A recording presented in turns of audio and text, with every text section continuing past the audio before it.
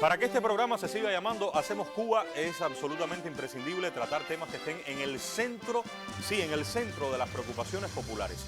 Por eso es que era tan necesario hablar de la vivienda. Ahora, lo que necesitamos conocer de este tema, las dudas que usted puede tener, nosotros, las preguntas, los cambios, los retos, lo que no está bien aquí, lo que por allá se hace de una manera, lo que en realidad debe ser de otra, nada de eso es posible agotarlo en media hora. Miren, ni siquiera en 2, ni en 3. Por eso la semana pasada dimos el primer paso. Estuvo el director de Asuntos Legales del Ministerio de la Construcción con nosotros para empezar. Hoy regresa y el propósito es intentar responder la mayor cantidad de comunicaciones posibles. Antes de comenzar, les digo que es imposible por aquí responder todo, pero cuando uno lee lo que se ha escrito desde el miércoles anterior y hasta hoy, lo que comentan, lo que nos dicen en la calle, lo que leemos en redes sociales, bueno, aunque no se responda una a una todas las comunicaciones, sí se pueden establecer tendencias que son bastante próximas con relación a las dudas más frecuentes, las preguntas que más se repiten, y por ahí iremos. Santiago Herrera, aprovechamos el tiempo y ya está con nosotros. Bienvenido una vez más, Santiago.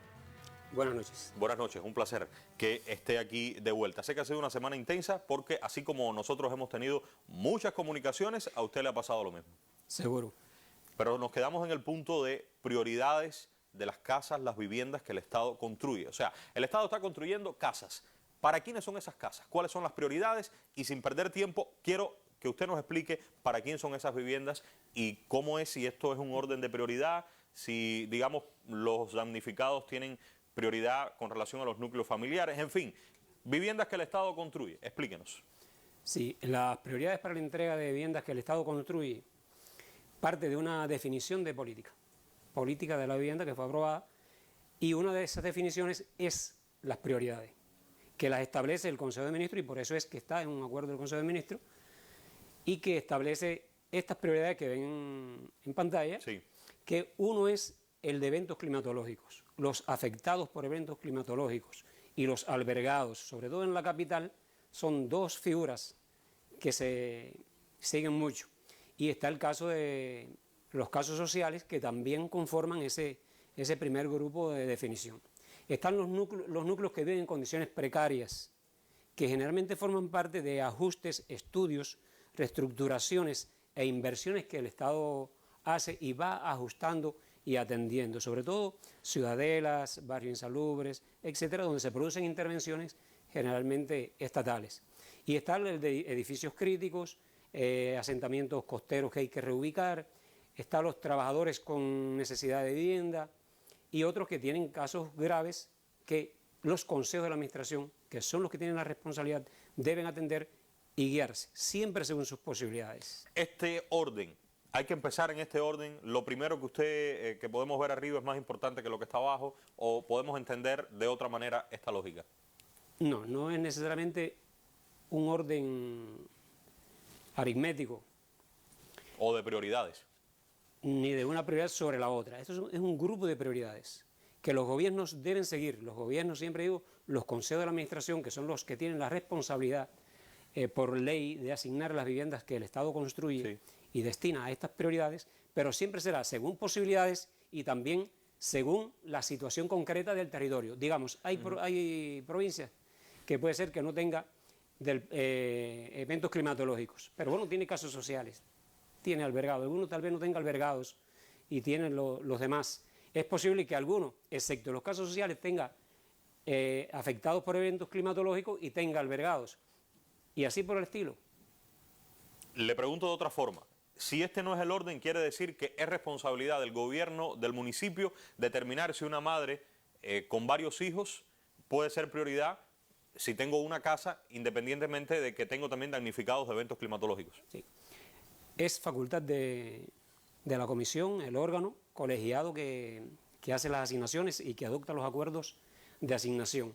Pero estas prioridades siempre se definirán por orden de, yo diría, de críticos, casos más críticos de los que están aquí presentes.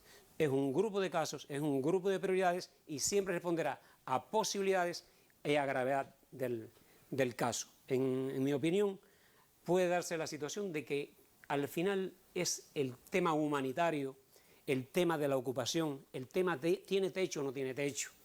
Al final los más graves serán los primeros atendidos. Y la evaluación es caso a caso, o sea, que no es una receta que debe ser esto primero o aquello después, No es lo que usted está diciendo. No es matemático. Por eso es tan importante que sean los gobiernos locales, porque son los que deben conocer mejor la realidad, la situación concreta de cada lugar, que no es la misma en un municipio que en otro. Bueno, hemos cumplido la idea que nos quedó de la semana anterior. Hay otra que también la vamos a abordar a lo largo del programa, pero yo quiero compartir lo siguiente. Miren, desde el miércoles pasado y hasta hoy, este es el resultado, englobando la cantidad de comunicaciones que hemos tenido y por dónde vamos a intentar llevar los hilos del programa. 28.532 correos electrónicos hasta hace más o menos una hora. Fíjense, casi 30.000 correos electrónicos, además de comentarios Hacemos Cuba, nuestra página de Facebook, preguntas, inquietudes, además de lo que nos dicen en la calle, lo que le comentaron a Santiago, las opiniones en sentido general, pero como ustedes ven, es imposible responder una a una. ¿Qué fue lo que hicimos? Y avanzo, establecimos, cuando uno comienza a leer todos los correos, se da cuenta que independientemente de que yo cuento mi historia, usted puede contar la suya, sí existen tendencias sobre las dudas están por aquí, las preguntas están por aquí, sobre qué lugares, hacia dónde se dirigen, hacia esos temas. Vean ustedes, estos casi 30.000 correos electrónicos esencialmente están dirigiéndose a estos tópicos. En cuanto a la legalización, bueno, se habla de ordenar, legalizar. Bueno, ¿a quién? ¿Cuáles son los requisitos? ¿Qué hacer si no se cumplen los requisitos? Y ya yo hice un grupo de acciones, en algunos casos desde hace años además. Las cuestiones relacionadas con los tiempos, las demoras, la cantidad de trámites, el actuar de los funcionarios, por ahí hay bastantes opiniones. La entrega de viviendas, aquí estuvimos ya abordando, esto quedó de la semana anterior. El exceso de normas, muchas normas para determinados procederes, el desconocimiento por parte de la población, la incorrecta aplicación de parte de quienes tienen la responsabilidad de aplicar estas normas y lo que tiene que ver con los medios básicos. Esto esencialmente fue lo que, bueno, está en los correos, en las opiniones. Así es que lo que vamos a hacer en el programa es intentar, a través de varias preguntas, ir llevando el hilo por estos temas. Y regreso entonces con usted, Santiago. Le invito a sentarnos para tener tal vez un poco más de comodidad. Adelante. Bien. Y comenzar con lo que tiene que ver, Santiago, con el ordenamiento. Yo, o sea, usted dedicaba un tiempo importante a explicar lo que era el ordenamiento. O sea, acciones que durante años se vinieron realizando, no estaban en el canal de la legalidad y el Estado hoy persigue que si cumplen un grupo de requisitos usted pueda entrar en el curso de la ley. Mi primera pregunta sería, cuando estas acciones ilegales de construcción están afectando a otra persona, dígase a un vecino, a alguien que vive al lado, a alguien que vive debajo, ¿qué ocurre y cómo proceder para que no pueda legalizarse esto al amparo de las nuevas normas? Hay que partir de que uno de los requisitos básicos para el proceso, el imprescindible, la condición incluso que cuando se da no se puede decir que no, porque es lo que establece la norma, es que el cumplimiento de las regulaciones urbanas, el cumplimiento de las regulaciones territoriales y el cumplimiento de los requisitos técnico-constructivos para un lugar determinado es el que determina y configura el acceso a la legalización. Vamos a ir un poco más ágiles para poder responder la mayor cantidad de preguntas, Santiago. O sea, una persona ahora, al amparo de esto, construyó ilegalmente, pero el que está al lado, el vecino dice, eso me afecta. ¿Cómo proceder y ver si eso es real para que la persona no pueda legalizar lo que ella hizo? En el propio proceso sale si se cumplen las regulaciones o no. Porque si se cumplen debidamente no hay interferencia, no hay afectación a la privacidad, no hay afectación a la propiedad ajena, si se cumplen las regulaciones debidamente. Por lo tanto, si se está incumpliendo, que sería el caso en el que se produce una afectación a ese vecino, pues el vecino tiene las acciones pertinentes en sus manos para hacer llegar su preocupación, para denunciar la conducta, para denunciar las circunstancias, adelantarse a los acontecimientos, para evitar que se produzca una legalización en la cual algo no fue observado. Si ahora mismo yo siento que que he sido afectado desde hace años en una construcción que está, digamos, en la azotea de un edificio o el vecino de al lado, ahora mismo al amparo de estas normas y esa persona potencialmente puede legalizar eso que me afecta, ¿qué debo hacer yo entonces? Si está siendo afectado hay varios recursos. Uno está la denuncia del hecho, Si hubo una reiteración de esa denuncia, que puede producirse, se produce, las hemos conocido, que está reiteradamente denunciando, se producen multas, pero no se produce el cese, entonces hay que seguir instando, hay que seguir aunque quejándose. lo haya hecho yo Hay que varias veces, sí, volver a hacerlo ahora. Sí, hay que denunciarlo a la autoridad competente. ¿Cuál es la autoridad y si esa competente? autoridad competente, en este caso la Dirección Municipal de Planificación Física, ante una invasión, ante un incumplimiento de regulaciones, pues hay que ir entonces a los jefes que han estado interviniendo en el asunto y que no han resuelto la cuestión. Ahora, lo que sí está claro es que ya esas personas pueden hacer eso mañana mismo. Siempre, lo han podido hacer siempre y lo pueden hacer ahora. Hay quejas de la falta de actuación, de la falta de agresividad ante hechos, pero no podemos, ni la población, ni las autoridades que intervienen pueden cesar en ese enfrentamiento. Y es política, y es prioridad que se sigue por el Consejo de Ministros y por el Gobierno.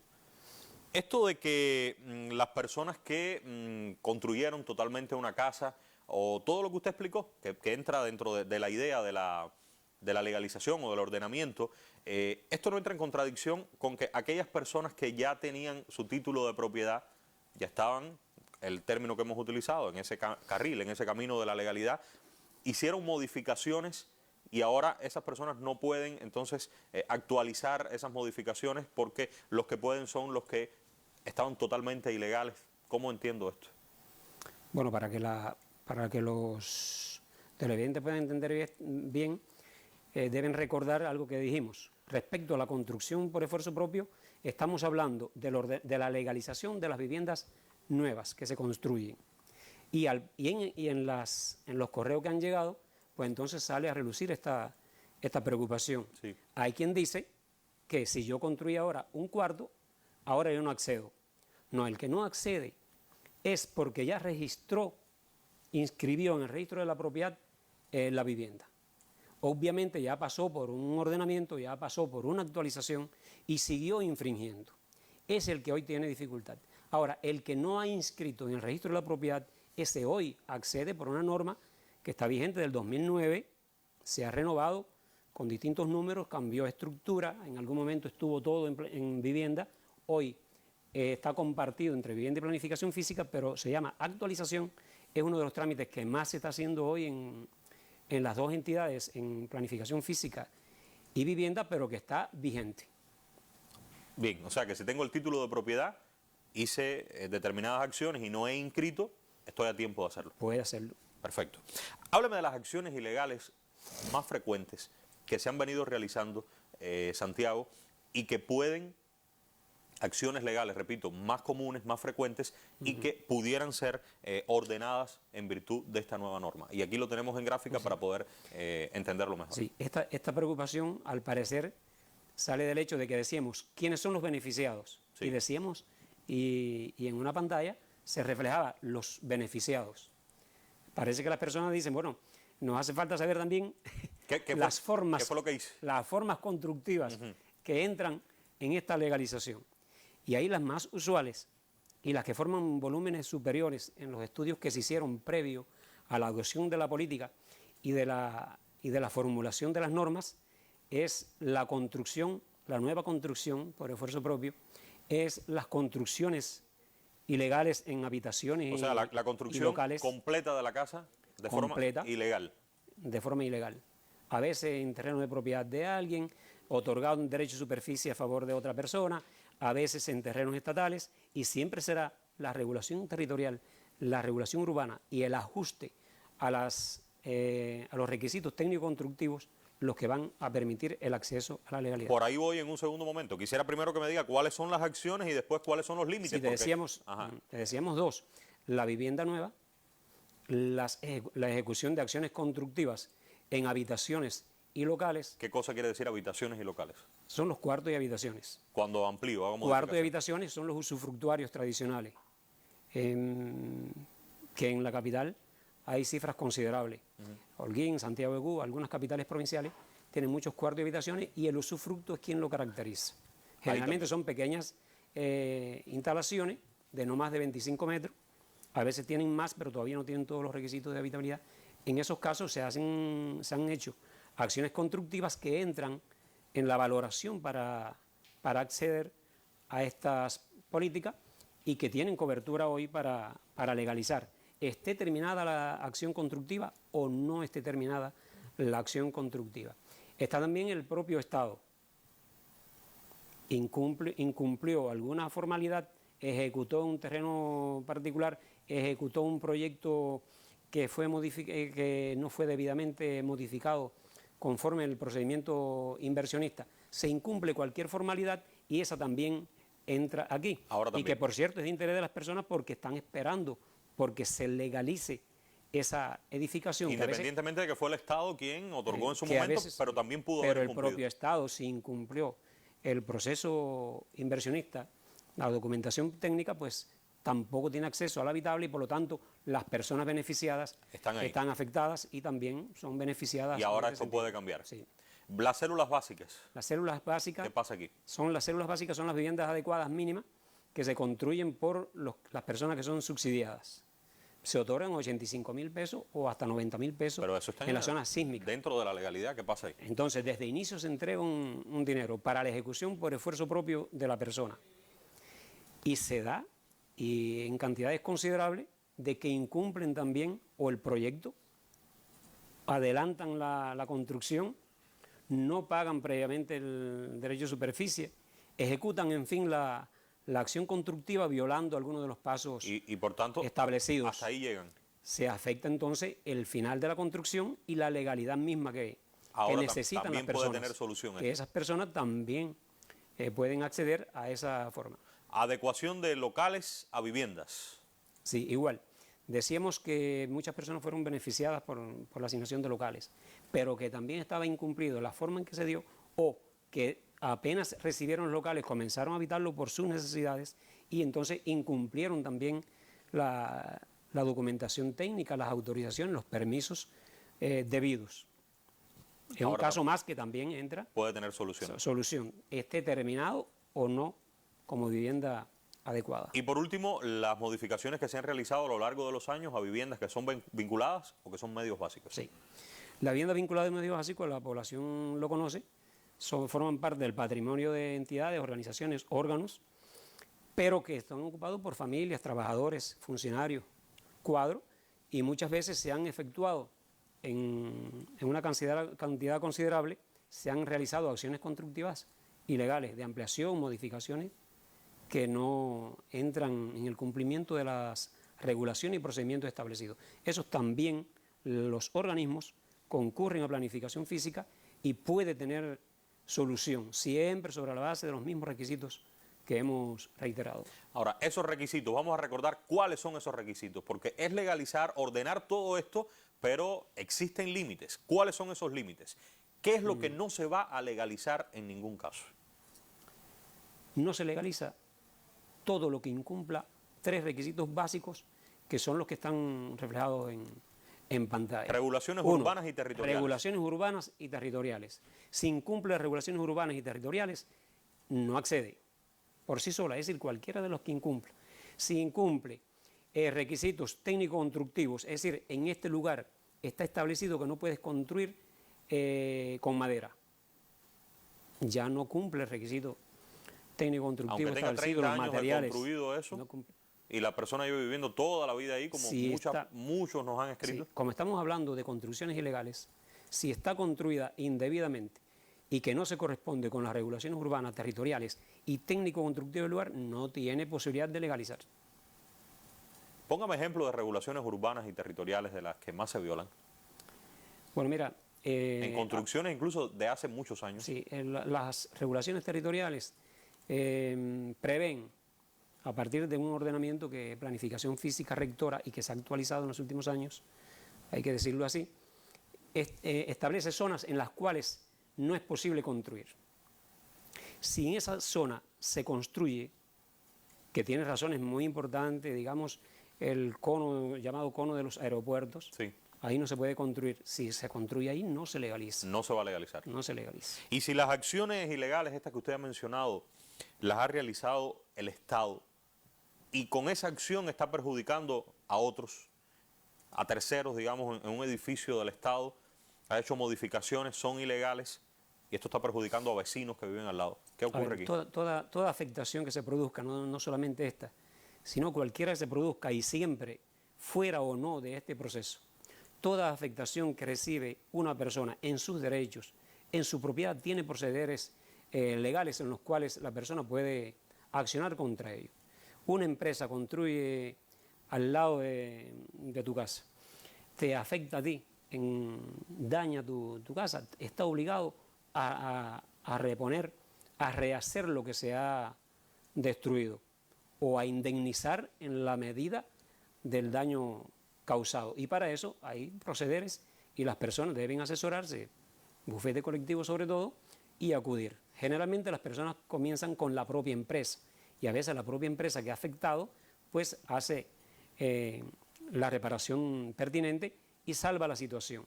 Si se convierte en una litis, es pues entonces judicial el tema. Un grupo grande de inquietudes tiene que ver con los tiempos de los trámites. ¿Qué hago cuando los tiempos se incumplen? ¿A dónde voy? En principio, aquí no podemos explicar trámite a trámite cuál es el tiempo establecido, sí, pero en principio, sí. ¿Qué hacer con esto que es una verdad que todo el mundo conoce? Los trámites se dilatan, independientemente de la voluntad del Estado de que todo el mundo pueda llegar a un final feliz, pero la realidad muchas veces es bien diferente, Santiago. Sí, la realidad es diferente y yo diría que es el problema más grande que enfrentamos. ¿Usted cree que el problema más grande es ese? Porque, bueno, aparte de lo habitacional, pero en materia de trámites y de cumplimiento de las normas y de los términos y plazos, es precisamente la preocupación de que un 10% o 15% de los trámites sea resuelto fuera de término. Y ese es un mal que tiene su origen en un factor humano y en un factor objetivo. Hay que decir que las dos cosas, depende del territorio. Hay territorios con volúmenes muy considerables y que no tienen todas las condiciones materiales. Pero yo diría que la cuestión básica no está en lo material, está en la optimización del tiempo, en la optimización de la jornada, está en el control al trabajo, está en la calidad, está en la sensibilidad. Decíamos, uno de los principios que tiene la política de ordenamiento y legalización que trazamos es priorizar a embarazadas, a personas discapacitadas, no solamente desde que se recibe en la recepción de la entidad, pero esa sensibilidad que queremos tener con esas personas, que es un sector vulnerable, que va allí con dificultad, es no solo al recibirla, no solo al atenderla, es también al darle seguimiento y que pueda resolver lo más rápido posible. Aquí, pero sin duda alguna que hay un problema también de profesionalidad que tenemos que seguir trabajando en todas las instancias. Aquí, y cuando leíamos, y de hecho hemos respondido ya gracias a su interés, muchos correos, hay un interés de que, digamos, el problema que yo tengo en mi municipio, en mi área, en mi zona, como hay un momento en que digo, no encuentro la solución, uno intenta subir, quizás voy a la provincia, llego hasta ustedes en el ministerio, vivienda, ¿dónde puedo seguir? Y ustedes insisten en que la solución de los problemas generalmente está ahí, en el lugar más próximo a donde uno vive. Pero se crea un círculo vicioso. Aquí no encuentro la solución, sigo, y después cuando llego arriba me dicen, no, tienes que volver acá, la solución está más cerca de ti. Hay que buscar que la atención que se dé a las personas sea lo más objetiva. Y objetiva significa en este caso de que sea rápida y el elemento burocrático que pueda haber, pues que sea también inmediato. Aquí también va el tema de los términos. Inmediatez en términos significa también que la autoridad que puede resolver el asunto pueda accionar. Pero también para la población hay una recomendación que siempre reitero a las personas, y es que tienen que identificar a veces lo que procede contra algo que ellos están inconformes. No es la queja, a veces es un proceder, a veces es ir a los tribunales, y en ese caso siempre la asesoría en bufetes colectivos es muy útil para saber si lo que procede es una queja, si lo que procede es una denuncia, si lo que procede es una solicitud, si lo que procede es una reclamación judicial, si lo que procede es ir a fiscalía para que nos auxilie.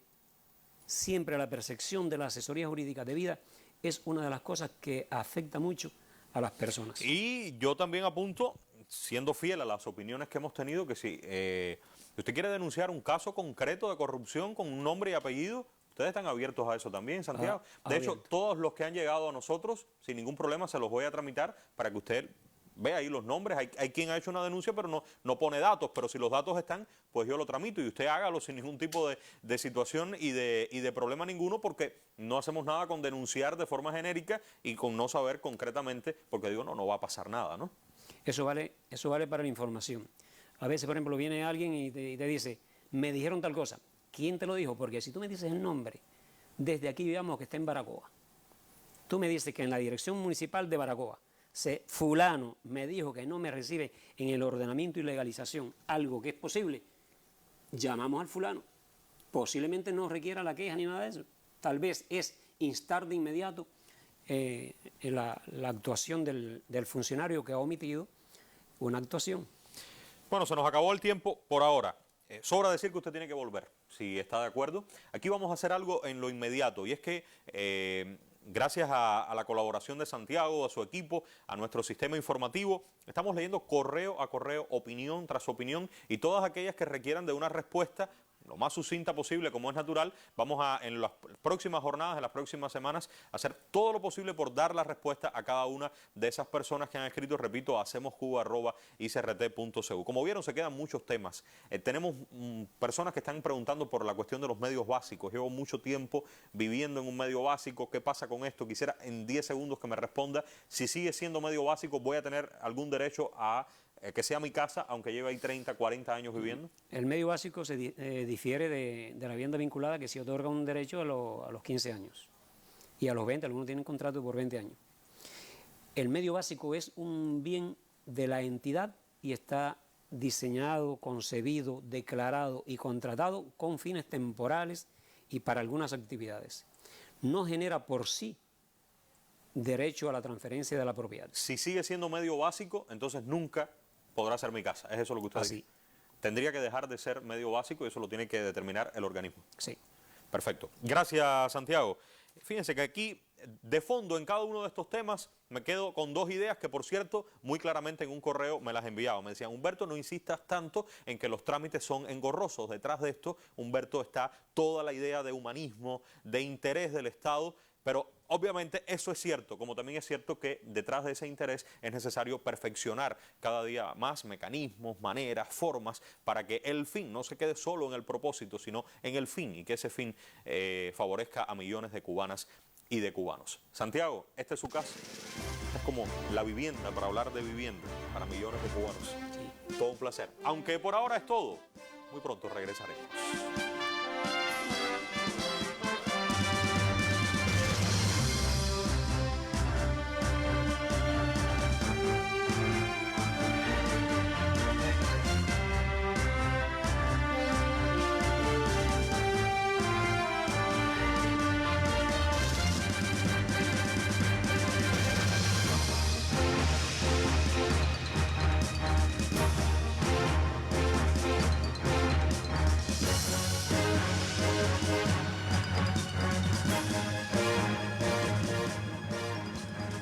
24 horas junto a ti. Cubavisión. Cubavisión. Tendrá la agroecología su encuentro internacional. Ya trina en la Palma Real un sinsonte de alegría. En noviembre será el día que a partir del 17 hasta el 23 promete un encuentro verdadero de polaina, de sombrero, de caballos y machetes.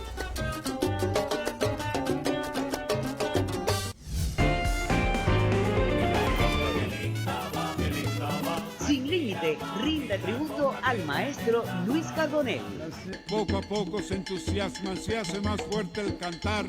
El jueves en la tarde por Cubavisión.